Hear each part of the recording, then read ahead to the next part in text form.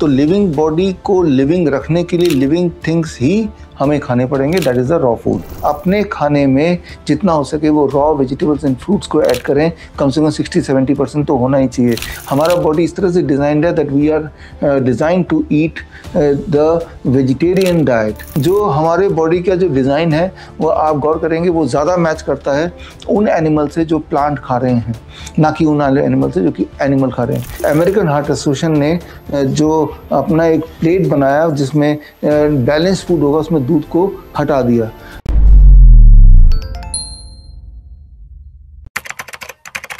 नमस्कार, D5 channel Hindi देख रहे दर्शकों का मैं वंदना स्वागत करती हूं। आज एक बार फिर हम जुड़े हैं डॉक्टर विश्वरूप रॉय चौधरी जी से। डॉक्टर विश्वरूप, आपका बहुत बहुत स्वागत है हमारे इस प्रोग्राम में। थैंक यू वंदना जी।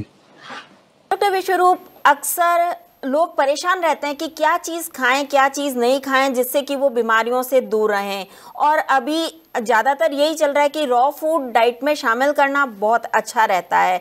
तो आज हम इसी विषय पर चर्चा करेंगे कि रॉ फूड खाना चाहिए या कुक फूड खाना चाहिए, या फिर एनिमल प्रोडक्ट्स खाएं तो क्यों खाएं, या खाने चाहिए या नहीं खाने चाहिए, डेयरी प्रोडक्ट्स काम में लेने चाहिए या नहीं लेने चाहिए, रिफाइंड फूड खाना चाहिए या नहीं खाना चाहिए। इन सभी विषयों पर आज हम बातचीत करेंगे आपसे। तो सबसे पहले शुरुआत करते हैं कि आप हमें ये बताइए कि raw food versus cooked food, इन दोनों में से कौन सा फूड ज़्यादा अच्छा होता है सेहत के लिए? देखिए, एक एक्सपेरिमेंट करके देख सकते हैं, उसके बाद आप लोग जो मुझे सुन रहे हैं आप डिसाइड कर सकते हैं। जाहिर सी बात है, रॉ फूड और क्यों। आप कोई भी कच्ची सब्जी लीजिए, कोई भी फल लीजिए, उसको जूस कर लीजिए। जूस करके अगर आपके पास माइक्रोस्कोप है तो उसके माइक्रोस्कोप के अंदर उसको डाल के देखिए, तो आप पाएंगे कि उसमें कुछ लाइव एंजाइम होंगे। उसमें कुछ ऐसे छोटे छोटे कीटाणु की तरह बोल सकते हैं, उसको लाइव एंजाइम बोलते हैं एक्चुअली, जो मूवेबल है, जो लिविंग है। तो जो रॉ फूड होता है that is a living food, वो नॉन लिविंग नहीं है, वो लिविंग है। आपकी बॉडी लिविंग है, तो लिविंग बॉडी को लिविंग रखने के लिए लिविंग थिंग्स ही हमें खाने पड़ेंगे, that is the raw food. Fruits living है, तभी आप देखते हैं ना वो धीरे धीरे सड़ने लगता है, तो वो हुआ लिविंग, राइट। और अब आते हैं कुक्ड फूड को। Cooked food is mostly non living. आप मान लो दाल बनाते हैं, कोई सूप बनाते हैं, और उसका लिक्विड को अगर आप माइक्रोस्कोप में देखेंगे तो उसमें आपको कोई भी किसी भी तरह का कोई आपको लिविंग एंजाइम नहीं मिलेगा, लिविंग एंजाइम होगा नहीं। लिविंग एंजाइम सिर्फ उन्हीं फूड में हो सकता है जिसमें हीट ना गई हो, और जब आप कुक करते हैं जाहिर सी बात है उसको हीट कर देते हैं। हीट में living enzyme, live enzyme die हो जाते हैं, मर जाते हैं। अब यहाँ पे एक इंपॉर्टेंट बात समझना होगा, जब आप खाना खाते हैं, जो भी कुछ खाते हैं अपने जीवन में, वो मुंह से पेट में जाता है। पेट में चला गया और पेट को पूरे बॉडी से अलग किया है। पेट में जो स्टमक है, जिसके थ्रू जो मेम्ब्रेन है, मेम्ब्रेन से फूड क्रॉस करना पड़ता है, तब जाके ब्लड स्ट्रीम में जाएगा, फिर ब्लड स्ट्रीम उसे ट्रांसपोर्ट करेगा, अलग अलग ऑर्गन में भेजेगा। तो एक बैरियर, जो एक मेम्ब्रेन है पेट में, जिसे इंटेस्टाइन में, जिसे फूड को क्रॉस करना है, तो वो क्रॉस करते वक्त उसकी स्पीड क्या होगी, कौन सी चीज़ क्रॉस करेगी, कौन सा न्यूट्रिएंट क्रॉस नहीं करेगा, कब करेगा, ये सारी डिसीजन मेकिंग स्टमक में होती है। ये डिसीजन मेकिंग कौन करता है? इंक्रेटिन नाम का एक हार्मोन। जिस तरह से आपके मान लो ट्रैफिक पुलिस है, और ट्रैफिक पुलिस ये डिसीजन मेकिंग करता है कि कब कौन सा चौराहे पे खड़ा है तो कौन से वाले ट्रैफिक को आने देना है, कौन से वाले ट्रैफिक को रोक के रखना है, डिपेंडिंग ऑन कि वहाँ पे सिचुएशन क्या है। मान लो कोई एम्बुलेंस दिखाई दे रहा है तो उसको आने देना है, बाकी को रोकना है। इमरजेंसी है तो उस डायरेक्शन से जल्दी ट्रैफिक को पास ऑन करना है। तो उसकी जो इंटेलिजेंस है उस पर निर्भर करता है कि ट्रैफिक को वो कैसे मैनेज कर रहा है। सिमिलरली आपके बॉडी में, पेट में, अगर वो जो फूड है उसे ट्रैफिक मानते हैं, तो ट्रैफिक का जो ट्रैफिक पुलिस वाला है वो है इंक्रेटिन नाम का हार्मोन, जो ये डिसाइड करता है कि फूड की स्पीड, जिस स्पीड से वो ब्लड में घुलेगा, जिस स्पीड से जाएगा भी कि नहीं जाएगा, कौन से वाला न्यूट्रिएंट कितना जाएगा। मान लो बॉडी में ऑलरेडी पोटेशियम ज़्यादा है तो वो डिसाइड करेगा नहीं, पोटेशियम को और नहीं भेजते, पोटेशियम को स्टूल के माध्यम से बाहर निकाल देते हैं। तो ये सारा डिसीजन मेकिंग स्टमक में होता है। लेकिन ये डिसीजन मेकिंग स्टमक में तभी हो पाएगा जब जो आप खा रहे हैं उसमें लाइव एंजाइम भी हो, और लाइव एंजाइम तो कच्चे फूड में होता है। अब जब कुक्ड फूड खाएंगे तो वो कुछ इस प्रकार है कि ट्रैफिक सिग्नल में ट्रैफिक वाला तो पुलिस वाला खड़ा है, वो अपने हिसाब से अपने सूझबूझ से डायरेक्शन भी दे रहा है ट्रैफिक को रोकने का या कौन से ट्रैफिक को जाने दें, लेकिन वो जो कारें हैं उनमें ड्राइवर ही नहीं है। उस बस यूं माने कि एक्सीलेटर के ऊपर किसी ने पत्थर रख दिया है। तो बिना ड्राइवर के अगर कार होगी, जो स्टार्ट और एक्सीलरेटर रखा है, क्या वो गाड़ियां ट्रैफिक पुलिस के इशारों को समझेगी? जाहिर सी बात है नहीं समझेगी। फिर क्या होगा? एक ही चीज, एक्सीडेंट। सिमिलरली जब कुक्ड फूड खाते हैं तो कुक्ड फूड में क्योंकि लाइव एंजाइम नहीं होता, और लाइव एंजाइम ही इंक्रेटिन नाम का हार्मोन जो स्टमक में बनता है उसको समझता है, उसके डायरेक्शन को। फॉर एग्जाम्पल मान लो चीकू ले लें, अंगूर ले लें, आम ले लें, जो कि बहुत मीठे फल है, और उनको खाने से जो जिनका ब्लड शुगर ज़्यादा रहता है, जो डायबिटिक पेशेंट है, उनका ब्लड शुगर और बढ़ जाना चाहिए। लेकिन इंटरेस्टिंग बात यह है, मैं पिछले 10 साल से लगातार बताते आ रहा हूँ लोगों को कि फ्रूट्स में कितना भी मीठा क्यों ना हो, जब आप उसको खाएंगे वो पेट में जाने के बाद इंक्रेटिन हार्मोन से पूछेगा मैं ब्लड में जाऊं, इंक्रेटिन हार्मोन बोलेगा नहीं, ब्लड का शुगर तो पहले से इनका बढ़ा हुआ है, तो वो वहीं रोक देगा, वो लिवर में भेज देगा एक्स्ट्रा शुगर को, वो या तो स्टूल से भेज देगा या स्टमक में वेट कराएगा, और जब वो जाएगा ब्लड में तो धीरे धीरे एक पर्टिकुलर स्पीड से जाएगा। इसीलिए हमारे जो DIP डाइट है, जिसमें ब्रेकफास्ट में फ्रूट खाने बोलते हैं, और लोग हैरान होते हैं कि भाई हमने ढेर सारा मीठे फल खा लिए फिर भी हमारा ब्लड शुगर नहीं बढ़ा। कारण ये क्योंकि फ्रूट्स में, कच्ची सब्जियों में लाइव एंजाइम होते हैं, और लाइव एंजाइम उस ट्रैफिक हवलदार जो स्टमक में बैठा है उसकी भाषा समझते हैं। तो आपके सवाल का जवाब यह है कि कुक करके आप एक नुकसान करते हैं कि फूड के अंदर जो लाइव एंजाइम है उसे खत्म कर देते हैं, और ऐसे में आप अपने ट्रैफिक में अपने एक ऐसी गाड़ी ऐड कर देते हैं जिस गाड़ी में लेस ड्राइवर है नहीं, तो वो एक्सीडेंट कर सकती है, जिसे हम बोल सकते हैं ह्यूमन बॉडी की डिजीज। तो जाहिर सी बात है अपने खाने में जितना हो सके वो रॉ वेजिटेबल्स एंड फ्रूट्स को ऐड करें, कम से कम 60-70% तो होना ही चाहिए। याद रखिए, आप गॉड से ज़्यादा अच्छा कुक नहीं कर सकते। गॉड ने जिस फॉर्म में फ्रूट्स को, जिस फॉर्म में वेजिटेबल में बना के भेजा है, तो उससे टेस्टी चीज़ कोई हो नहीं सकती। उसको और आप कुक करके उसके जो न्यूट्रिएंट को ना ख़राब करें। जब हम कुक करते हैं उसका न्यूट्रिएंट की एब्जॉर्प्शन ख़राब हो जाती है, वो डैमेज हो जाती है, उससे भी हम बचें। तो लेकिन क्योंकि हमें स्वाद आ गया है, बचपन से हमारी आदत है कुक फूड की, पूरी तरह छोड़ा नहीं जा सकता। लेकिन आप जब DIP डाइट अपनाएंगे, DIP डाइट का तो वीडियो हमने आपके चैनल में कई बार और भी दिया है, तो जब DIP डाइट अपनाएंगे तो कुक फूड का भी प्रावधान है और रॉ वेजिटेबल्स एंड फ्रूट्स का भी प्रावधान है। एक बीच का रास्ता। सिर्फ वही लोग जो मान लो एंड स्टेज कैंसर के पेशेंट्स हैं, और या बहुत ज़्यादा बीमार हैं, किडनी के पेशेंट हैं, उनको हम 100% रॉ वेजिटेबल्स एंड फ्रूट में रखते हैं हमारे हॉस्पिटल्स में। अदरवाइज एक बैलेंस कर सकते हैं ताकि स्वाद भी बना रहे, at the same time health भी बना रहे। डॉक्टर विश्वरूप, मैं ये भी जानना चाहूंगी कि जो लोग एनिमल प्रोडक्ट खाते हैं तो उनके बारे में आपका क्या विचार है, खाने चाहिए या नहीं खाने चाहिए? ये बड़ा इंटरेस्टिंग बात है समझने के लिए कि जब भगवान ने हमें बनाया है तो हमें हमारा फ्यूल क्या होगा वो भी भगवान ने डिसाइड कर दिया होगा। जिस तरह से अलग अलग गाड़ियाँ होती हैं, उन कंपनी जब मैन्युफैक्चर करती गाड़ी को तो ये भी डिसाइड करती है इसमें फ्यूल क्या होना चाहिए, इसमें पेट्रोल होना चाहिए, डीजल होना चाहिए। हालांकि पेट्रोल डीजल सुनने में, देखने में एकदम एक जैसा है, माइन्यूट से डिफरेंस है। लेकिन ज़रा सोचिए, डीजल वाली गाड़ी में आपने गलती से पेट्रोल डाल दिया, ऊपर से ये सोचा है पेट्रोल तो ज़्यादा महंगा है, ज़्यादा रिफाइंड है, तो ये डीजल वाली गाड़ी में पेट्रोल डालने से तो बढ़िया चलना चाहिए। लेकिन आपको पता है कि वो बेवकूफ़ी होगी, वो डीजल की गाड़ी ना केवल बंद हो जाएगी बल्कि उसका इंजन पूरी तरह से सीज हो जाएगा। तो जिस तरह से मैन्युफैक्चरर पहले से ही आपको बता देता है कि भाई ये डीजल की गाड़ी, इसमें डीजल ही डालना, और आप भी उस बात को मानते हैं और आप गलती से भी कभी पेट्रोल नहीं डालते। ठीक उसी तरह से जो हमारा मैन्युफैक्चरर है, गॉड है, प्रकृति है जिसने हमें बनाया है, तो पहले से डिसाइड किया कि इस प्राणी को कब खाना है, कितना खाना है, क्या खाना है। जिस तरह से चूहों को जब प्रकृति ने बनाया तो चूहों को ये भी बता दिया कि क्या खाना है और कब खाना है। आप गौर करेंगे, जब आप किचन में आधी रात को जाते हैं, गलती से पानी पीने के लिए प्यास लग जाती है, आधी रात को उठ जाते हैं कई बार लोग, और तब आपको किचन में कुछ खुचर कुछ ना कुछ आवाज़ आती है, तो आप समझ जाते हैं कि ये चूहे की आवाज़ है, चूहा कुछ ना कुछ कुतर रहा होगा, क्योंकि चूहे को नॉक्टर्नल बनाया है कि उसको रात में खाना है, ये बनाया है, इस तरह से उसको डिजाइंड है। Similarly our body is design to eat in the day, जब सूरज की रोशनी हो। तो वो तो ये हुई एक बात। ठीक इस तरह से हमारा बॉडी इस तरह से डिजाइंड है that we are design to eat the vegetarian diet.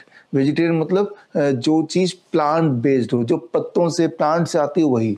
और इसका सबूत यह है कि गॉड ने कई सारे एनिमल को बनाया है जो कि कार्निवोरस, एनिमल खाएगा, लेकिन उनकी जो डिज़ाइनिंग ऑफ द बॉडी है वो फिर अलग प्रकार की है। जिस तरह से आप की बॉडी की डिज़ाइन है। अगर आप देखें तो हमारे दांत जो है वो फ्लैट हैं, हमारे दांत नुकीले नहीं हैं। तो जितने सारे प्लांट ईटर एनिमल है, जैसे मतलब गाय हैं, गाय के दांत देखेंगे, भैंस के दांत देखेंगे, गधे के दांत देखेंगे, घोड़े के दांत देखेंगे, वो सब, या हाथी के अंदर के दांत देखेंगे, तो आप पाएंगे कि वो बिल्कुल फ्लैट है, बिल्कुल फ्लैट, राइट। यानी कि वो किसी चीज़ को बहुत टुकड़ों में काटने के लिए नहीं है, वो उतना ही वो ऐसे मिश्रण बनाने के लिए, जैसे कि हम फ्रूट्स खाते हैं, वेजिटेबल खाते हैं, उसमें जिस तरह की दांतों की ज़रूरत पड़ती है, नंबर 1। नंबर 2, आप अपने मुंह को खोलेंगे, एज ए इंसान हम जब मुंह को खोलते हैं तो बहुत बड़ा मुंह नहीं खोलता। जस्ट लाइक कि जितना मुंह खुलेगा जब मान लो घोड़ा, या जब मान लो गाय जब अपना मुंह खोलेगी तो उसका मुंह थोड़ा सा खुलता है। जबकि जो एनिमल ईटर एनिमल है, जो जानवर खाते हैं, जैसे शेर, उसका मुंह खुलता है बड़ा सा, राइट। तो इस तरह से मुंह का आकार देखेंगे, या दांतों का आकार देखेंगे, या इंटरनली चले जाए तो इंटेस्टाइन देखेंगे।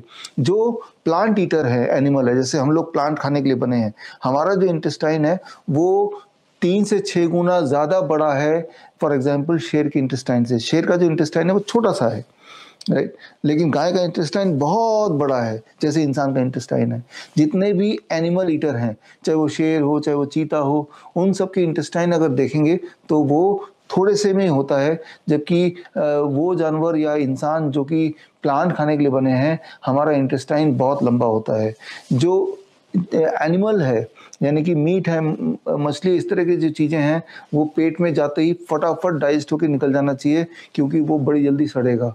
इसीलिए इंटेस्टाइन इज़ वेरी स्मॉलर। और उसके इंटेस्टाइन में अगर एनिमल, जैसे टाइगर के इंटेस्टाइन में अगर देखेंगे, जो माइक्रोबायोम है वो अलग माइक्रोबायोम होगा, जो कि स्पेशली वहाँ पे है एनिमल फूड को डाइजेस्ट करने के लिए। वो वाला माइक्रोबायोम ह्यूमन के या गाय के या हॉर्स के स्टमक में नहीं होगा, इंटेस्टाइन में नहीं होगा।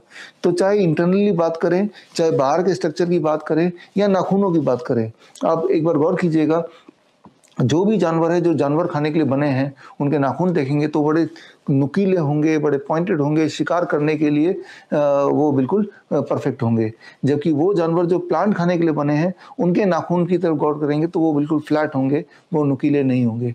तो जो हमारे बॉडी का जो डिज़ाइन है, वो आप गौर करेंगे वो ज़्यादा मैच करता है उन एनिमल से जो प्लांट खा रहे हैं, ना कि उन एनिमल से जो कि एनिमल खा रहे हैं। ये मैंने कुछ उदाहरण दिया है। तो we are made to eat plants, not animal.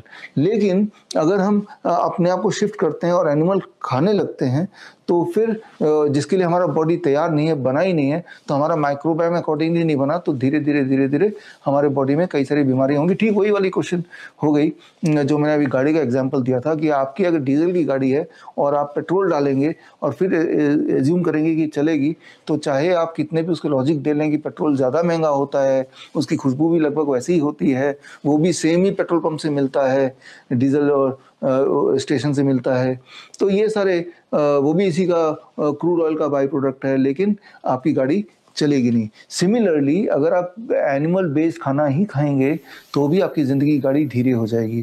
पूरे दुनिया में ऐसा देखा गया है, ओकिनावा है, हुंजा है, कई सारे ऐसे ट्राइब्स हैं जो एनिमल खाते नहीं हैं, और यही वो ट्राइब्स हैं जो 100 साल से अधिक जिंदा रहते हैं। इसका इतिहास है, राइट। उसी हुंजा के नाम से हमने हुंजा टी जो आपको इंट्रोड्यूस किया, कई साल हो गए इस चीज़ को। तो ये सारे अगर लॉजिक्स देखेंगे, और इन सबसे बड़ा एक लॉजिक, जो लोग एनिमल खाते हैं उनके लिए मेरे एक चैलेंज है, आप जिंदगी भर एनिमल खाते आए हैं, 1 महीने के लिए आप सोचिए कि एनिमल को हटा देंगे अपने फूड से, ना कोई चिकन रहेगा, मटन रहेगा, अंडा रहेगा, फिश रहेगा, ना इवन डेयरी प्रोडक्ट रहेगा, क्योंकि मैं डेयरी प्रोडक्ट को भी एनिमल फूड मानता हूँ, राइट। और 1 महीने के बाद आप अपने आप से पूछेंगे तो आप पाएंगे कि जो लोग ऑटोइम्यून के पेशेंट हैं, उनकी ऑटोइम्यून डिजीज़ कम होने लगती है, जो डायबिटीज़ के पेशेंट, उनका ब्लड शुगर कम होने लगता है, जिनको बॉडी में पेन रहता है उनका बॉडी पेन कम होने लगता है। आप अगर एक्सरसाइज करने का आदी है तो आप पाएंगे आपका स्टेमिना बढ़ जाएगा। आप गौर करेंगे जितने भी प्लांट ईटिंग एनिमल है, चाहे वो हिरन है, चाहे वो गाय है, चाहे वो गधा है, उनकी स्टेमिना काफ़ी होती है, लेकिन जो जानवर खाते हैं जैसे टाइगर है, उसकी स्टेमिना बिल्कुल कम है। टाइगर हो या चीता हो, वो अपने शिकार के बहुत करीब आते हैं चुपके चुपके, तब छलांग लगाते हैं, क्योंकि टाइगर को पता है कि वो 100-200 मीटर से अधिक वो दौड़ ही नहीं सकता है, उसके बाद वो थक जाएगा। जबकि हिरन जो है वो या गधा जो है पूरे दिन चल सकता है या दौड़ सकता है बिना थके। घोड़ा पूरे दिन दौड़ सकता है, चल सकता है कंधे पे सामान लेके, जबकि एक शेर कुछ 1 मीटर में ही थक जाएगा। इसलिए शेर जब भी शिकार करता है बहुत करीब पहुंच जाता है अपने शिकार के, जिसको जो शिकार करना चाहता है जिस एनिमल को, और तब जंप लगाता है, क्योंकि उसकी जो स्टेमिना है वो 100-200 मीटर में खत्म हो जाना है। तो एनिमल फूड जो खाते हैं, बहुत सारे पहलवान होते हैं जो एनिमल फूड खाते हैं, तो दिखते तो पहलवान है, उस पहलवान को आप बोलिए कि भाई 100 मीटर का रेस लगाइए, आप देखेंगे 50 मीटर में वो थक जाएंगे। तो ये सारे लॉजिक है जिससे आप कंक्लूड कर सकते हैं कि क्या सही है क्या गलत है। अक्सर लोग रिफाइंड फूड भी खाते हैं और आप मना करते हैं कि रिफाइंड फूड नहीं खाना चाहिए, तो इसके पीछे क्या साइंटिफिक रीजन है? देखिए एक बात समझिए, बड़ा ही आसान है। जैसे मान लो एक सेब लीजिए, एक संतरा लीजिए, उसमें क्या क्या है, उसमें करीब 52 टाइप ऑफ न्यूट्रिएंट है। उसमें पोटेशियम भी होगा, उसमें कैल्शियम भी होगा, उसमें कार्बोहाइड्रेट भी होगा, प्रोटीन भी होगा, फैट भी होगा, हर एक की एक मात्रा में है। वो तभी एक दूसरे के साथ एक पर्टिकुलर तरह से अलाइंड होगा। अब जब उसको खाते हैं तो हमारे बॉडी में वो काम करता है। फॉर एग्जाम्पल मैं आपको छोटे से उदाहरण से बताता हूँ। मान लो एक गाड़ी है, अब मैं अगर पूछूं ये जो कार है, ये इसको ये एक जगह से दूसरी जगह जाता है, तो कौन सा इसका पुर्जा इसको मदद करता है एक से दूसरी जगह ले जाने के लिए? तो कोई बोलेगा उसके पहिए, कोई बोलेगा उसका स्टीयरिंग, कोई बोलेगा उसका इंजन। ज़्यादातर लोग बोलेंगे इंजन। तो अच्छा, तो एक काम करते हैं, इंजन को वहाँ से बाहर निकालते हैं और हम इंजन के ऊपर बैठ जाते हैं, तो इंजन हमें ले जाएगा? जाहिर सी बात नहीं। इंजन भी तभी आपको एक जगह से दूसरी जगह पहुंचाएगा जब इंजन के साथ स्टीयरिंग भी हो, उसके साथ पहिए भी हो, उसके साथ सीट भी हो, जब वो पूरा कार बन जाए, ना कि सिर्फ इंजन अपने आप में वो काम करे। ठीक उसी तरह से जो फल और सब्जी हमारे बॉडी में लाभ तभी पहुंचा सकते हैं क्योंकि वो अपने आप में इंटैक्ट है। रिफाइनिंग का मतलब ये होता है कि उन न्यूट्रिएंट को अलग अलग कर दिया गया है, उसमें से जो फाइबर है उसको अलग कर दिया है, उसमें जो न्यूट्रिएंट उसको अलग कर दिया है, तो उसको अलग कर दिया, प्रोसेसिंग कर दी है। तो अब प्रोसेसिंग करने के बाद जो वो न्यूट्रिएंट से फ़ायदा होना था वो नहीं होगा। और ये चाइना स्टडी जो दुनिया की सबसे बड़ी स्टडी है इसी सब्जेक्ट पे, health and nutrition in human disease and wellness में, दुनिया की सबसे बड़ी स्टडी है। 25 साल चला चाइना स्टडी, जो कि जो Cornell university of USA, Oxford university of UK and Chinese health department के बीच में कोलैबोरेशन से चला। और उसमें ये देखा गया है कि refined is a cause of disease, और इसका ठीक उल्टा, रिफाइंड का उल्टा जो सवाल पहला वाला था कि अगर हम होल फूड खाते हैं, होल फूड मतलब जिस फॉर्म में कुदरत ने फूड बनाया है उसको रिफाइन किए बिना, इवन कुक किए बिना, उसको प्रोसेस किए बिना, अगर वैसे का वैसे ही खाते हैं तो आप एक तो बीमार नहीं पड़ेंगे, और जो लोग बीमार पड़ गए, सबसे महत्वपूर्ण बात यह है उनकी बीमारी धीरे धीरे ठीक होने लगती है। और हमने तो DIP डाइट के माध्यम से ये देखा भी कि वो ठीक होने लगती है। इस पर कई सारे क्लिनिकल ट्रायल हुए, आयुष मिनिस्ट्री ने क्लिनिकल ट्रायल किया, नेशनल हेल्थ मिनिस्ट्री नेपाल सरकार ने क्लिनिकल ट्रायल किया, मलेशिया में क्लिनिकल ट्रायल हुए। तो हमारे DIP डाइट पे क्लिनिकल ट्रायल हुआ जिसका आधार भी रॉ फूड है। तो और ये हमने देखा कि जब छोटे बच्चे उनकी रिफाइंड फूड उनकी छुड़ा देते हैं, जैसे बिस्किट है, जैसे ब्रेड है, जैसे नमकीन है, एक एक्सपेरिमेंट करके देखिए आप, एक पिज़्ज़ा ले लीजिए और एक सेब ले लीजिए, और आप 2 गड्ढे खोदिए, एक गड्ढे में पिज़्ज़ा डाल दीजिए, एक गड्ढे में सेब डाल दीजिए और मिट्टी से भर दीजिए। 1 महीने बाद दोबारा जाइए और जिस गड्ढे में सेब होगा उस गड्ढे को खोदिए, आपको सेब नहीं मिलेगा, वो गायब हो गया। क्यों? क्योंकि कीड़े मकोड़े सेब खा चुके। अब जिस गड्ढे में पिज़्ज़ा डाला था उस गड्ढे को खोदिए, आप हैरान होंगे पिज़्ज़ा वैसे के वैसे मिलेगा। मतलब ये कि कीड़े मकोड़े भी पिज़्ज़ा नहीं खाते, लेकिन सेब जो कि इंटैक्ट फूड है वो खा जाते हैं। तो जो चीज़ फूड नहीं है, ये बात समझते हैं कीड़ा मकोड़े भी, वो फूड की तरह दिखती तो है but it is not having the quality of A food. तो जो रिफाइंड फूड है, चाहे वो पिज़्ज़ा हो, बर्गर हो, ब्रेड हो, बिस्किट हो, नमकीन हो, ये इसे बेचा जाता है कि फूड है, लेकिन it has lost all the quality of food, right. तो जो फूड नहीं है उसे फूड समझ के आप खाएंगे तो बीमार तो पड़ेंगे, और ये तो जग जाहिर है, उससे लोग बीमार पड़ते हैं, भयंकर तरह से बीमार पड़ते हैं। डॉक्टर विश्वरूप, अभी आपने बात करी थी कि डेयरी प्रोडक्ट्स भी नहीं खाने चाहिए, जैसे कि मिल्क एंड डेयरी प्रोडक्ट जो भी होते हैं वो आपने काम में नहीं लेने हैं, ये आपने हमें पहले भी बताया, अभी भी बताया। तो ये क्यों नहीं खाने चाहिए, इसके बारे में आपका क्या ओपिनियन है, और साथ ही साथ साइंटिफिक रीज़न क्या है नहीं खाने का के पीछे? देखिए, ये बात हमें समझना होगा। पहली बात तो ये 2-3 बात पहले लॉजिकली समझते हैं, फिर साइंटिफिकली समझते हैं, फिर पर्सनल समझेंगे। 3 पार्ट में समझना होगा। पहले लॉजिकली समझिए कि जो दूध है, माँ का दूध, वो उस माँ के बच्चे के लिए है जिसका वो दूध है। मान लो गाय के बछड़े के लिए गाय का दूध है। गाय का दूध न्यूट्रिशियस तो है, लेकिन वो गाय के बछड़े के हिसाब से डिजाइंड है।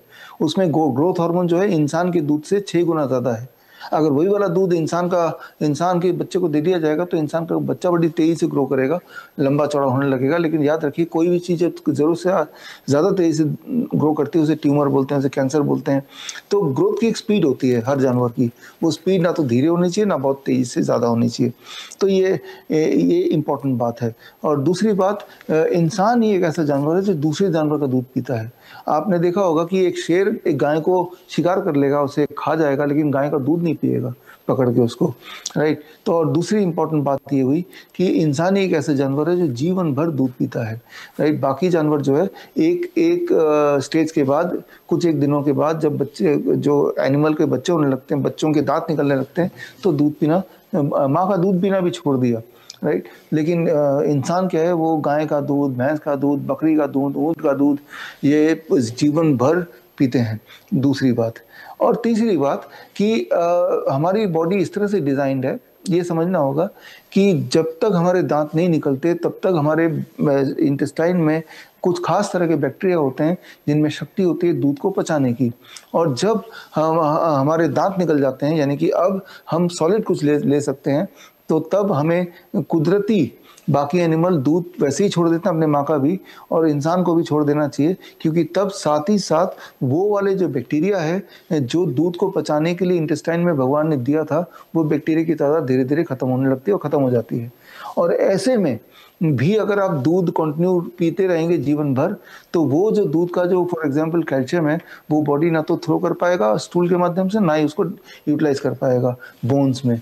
तो वो क्या करता है, बॉडी उसको फिर स्टोर कर देता है, जिसे हम बोलते हैं स्टोन, जिसे बोलते हैं ब्लॉकेज। तो जो ब्लॉकेज होता है या स्टोन होता है, kidney stone, gall bladder stone, उसको आप तोड़ के देखेंगे तो उसमें क्या मिलेगा, उसमें मैक्सिमम कैल्शियम मिलेगा, दूध का कैल्शियम मिलेगा। यानी कि दूध में कैल्शियम होता है, ये बात सच है, लेकिन जिस चीज़ में कैल्शियम हो और ज़्यादा, वही हमें खाना है। अगर ये आपकी थ्योरी है, तो सबसे ज़्यादा दुनिया में कैल्शियम तो नाखून में होता है। तो नाखून को आप काट के फेंकते क्यों, उसका पाउडर बना के उसको पानी में घोल के पीते क्यों नहीं है? फॉर दैट मैटर कोई भी एनिमल नाखून को नहीं खाता है। क्यों? क्योंकि नाखून का जो कैल्शियम है, या नाखून के जो इंग्रेडिएंट है, इसमें जो प्रोटीन है, जो कैल्शियम है, वो बॉडी के लिए एब्जॉर्बेबल फॉर्म में नहीं है।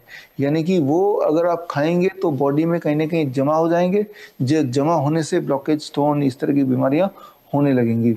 तो कुदरती कोई भी एनिमल नाखून को खाता नहीं है। तो यानी कि कोई भी एनिमल ऐसी चीज़ नहीं खाना पसंद करता है जो बॉडी में एब्जॉर्बेबल फॉर्म में ना हो। जिस तरह से दूध भी कोई भी एनिमल नहीं खाएगा, मजबूरी में ज़रूर पिएगा। जैसे घर का पेट है, पालतू कुत्ता, पालतू बिल्ली, जिनको खाने की कमी है, खाने की कमी में तो इंसान मिट्टी भी खा लेता है, वो तो एक अलग बात है। लेकिन खुले में, जंगल में जो जानवर हैं, वो या सांप है फॉर दैट मैटर, वो दूध नहीं पी सकते।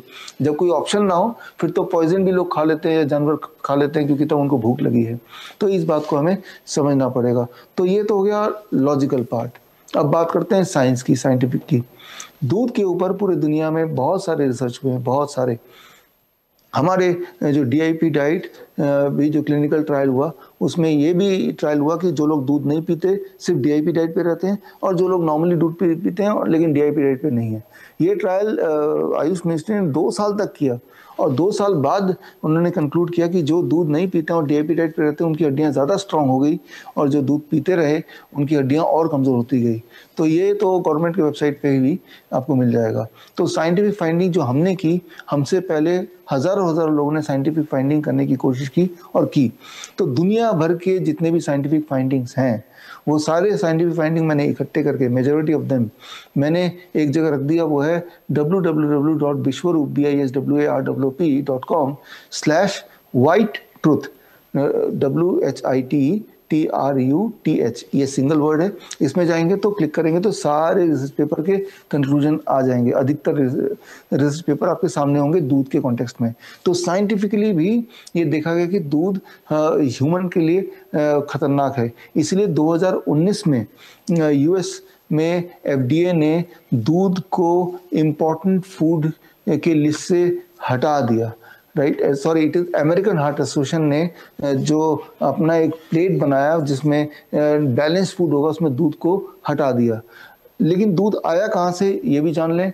1980s की बात है। याद कीजिए, बचपन में हम एक पिरामिड पढ़ते थे, फूड पिरामिड, राइट, जिस फूड पिरामिड में फल, सब्जी, चावल और अनाज और साथ में दूध का एक ग्लास भी होता है बचपन में पिरामिड में।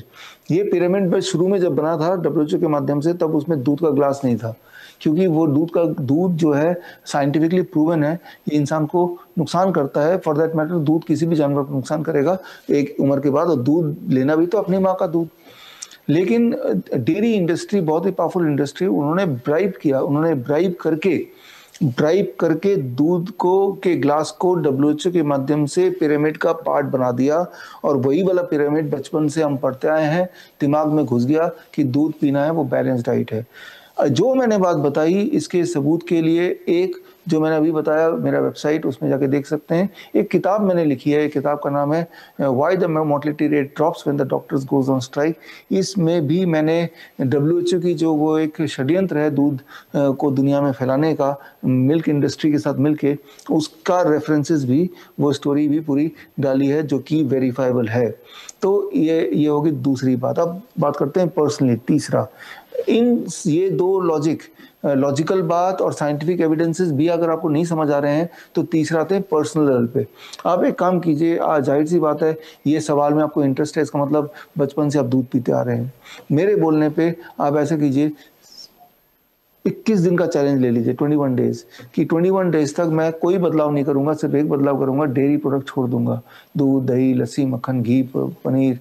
जाहिर सी बात है आप मानेंगे मेरी बात कि अगर इतने सालों तक दूध पिया तो 21 दिन तक नहीं पिएंगे तो हड्डियां गलने नहीं वाली, गल के बिखरने नहीं वाली, आपकी हड्डियां तो बहुत मजबूत होंगी। फिर 21 डेज तक डेयरी प्रोडक्ट छोड़िए, बाकी सारी अपना लाइफस्टाइल वैसे ही रखिए, और 21 डेज बाद अपने आप से पूछिए अब मेरी एनर्जी लेवल कैसी है, अब मेरा स्टेमिना कैसा है। जिनके घुटनों में दर्द रहता था, क्या दर्द अभी भी है, ब्लड शुगर पहले से बेटर है कि नहीं है, ब्लड प्रेशर पहले से बेटर है कि नहीं है, एनर्जी लेवल पहले से बेटर है कि नहीं, नींद पहले से बेटर है कि नहीं है, डिप्रेशन का लेवल अब कैसा है।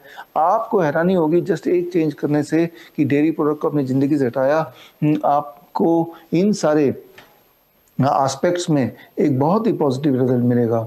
तो उससे आपको क्लू मिल गया कि दूध आपके जीवन में आवश्यक है कि नहीं है।